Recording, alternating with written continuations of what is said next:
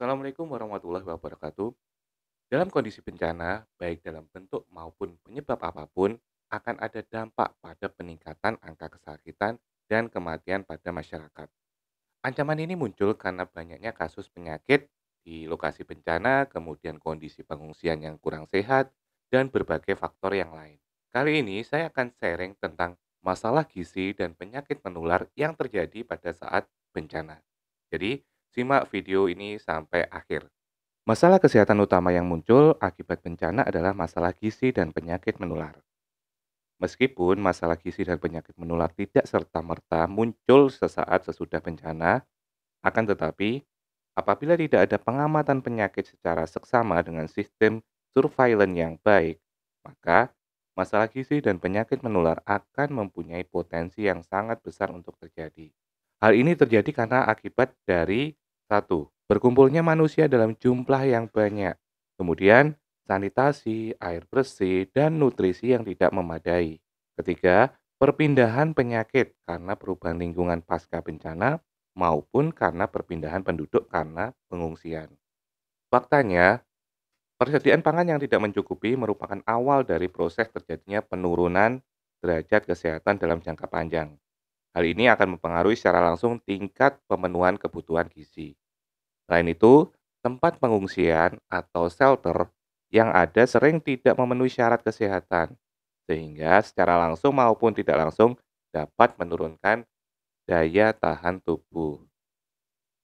Sementara itu, pemberian pelayanan kesehatan pada kondisi bencana sering menemui banyak kendala akibat rusaknya fasilitas kesehatan, tidak memadainya jumlah dan jenis obat serta alat kesehatan, terbatasnya tenaga kesehatan, dan dana operasional. Kondisi ini tentunya dapat menimbulkan dampak lebih buruk bila tidak segera ditangani. Berikut ini masalah gizi dan penyakit menular yang dapat terjadi pada kondisi bencana. Pertama, masalah gizi. Masalah gizi yang bisa timbul adalah kurang gizi pada bayi dan balita. Bayi tidak mendapatkan ASI karena terpisah dari ibunya dan semakin memburuknya status gizi kelompok masyarakat. Bantuan makanan yang sering terlambat, tidak berkesinambungan, dan terbatasnya ketersediaan pangan lokal dapat memperburuk kondisi yang ada. Selain itu, masalah lain yang sering kali muncul adalah adanya bantuan pangan dari dalam maupun luar negeri yang mendekati atau melewati masa kadaluarsa.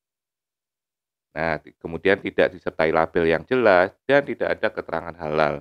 Masalah tersebut diperburuk lagi dengan kurangnya pengetahuan dalam penyiapan makanan buatan lokal khususnya untuk bayi dan balita. Kemudian, penyakit diare. Diare merupakan penyakit menular yang sangat potensial terjadi di daerah pengungsian maupun wilayah yang terkena bencana.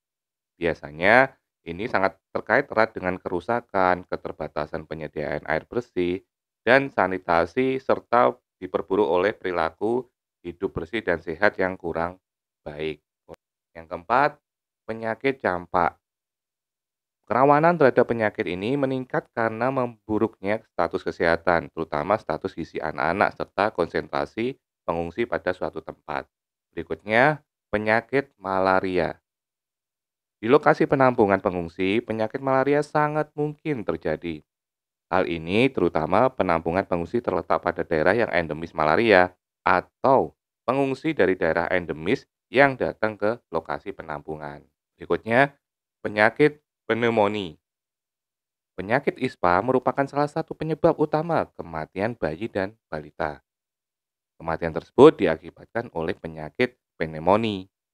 Ya, ini karena tidak sempat terdeteksi secara dini dan mendapat pertolongan tepat dari petugas kesehatan, sehingga bisa berdampak buruk, bahkan terjadinya kematian pada bayi dan balita. Adapun prinsip pencegahan dan pengendalian masalah gizi dan penyakit menular secara pada kondisi bencana antara lain, yang pertama, melaksanakan sesegera mungkin semua upaya kesehatan masyarakat untuk mengurangi resiko timbulnya masalah gizi dan penularan penyakit.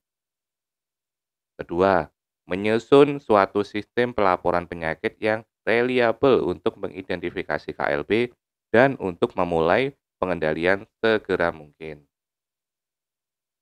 Yang ketiga, menyelidiki semua laporan masalah gizi dan penyakit menular secara cepat. Nah, jadi setidaknya 3 hal ini yang bisa dilakukan untuk mencegah kasus penularan penyakit pada saat bencana maupun masalah gizi lebih tinggi. Kesimpulannya, masalah utama pada saat bencana adalah masalah gizi dan yang kedua adalah penularan penyakit. Potensi timbulnya masalah ini disebabkan beberapa hal, karena sanitasi yang buruk, kemudian karena kondisi pengungsian yang tidak sehat, perilaku masyarakat PHBS-nya yang kurang baik, kemudian juga kondisi lingkungan yang tidak mendukung, dan ketersediaan dari penyediaan kesehatan yang masih kurang maksimal, apalagi di kondisi bencana. Oke, demikian yang bisa saya jelaskan. Semoga bermanfaat. Wassalamualaikum warahmatullahi wabarakatuh.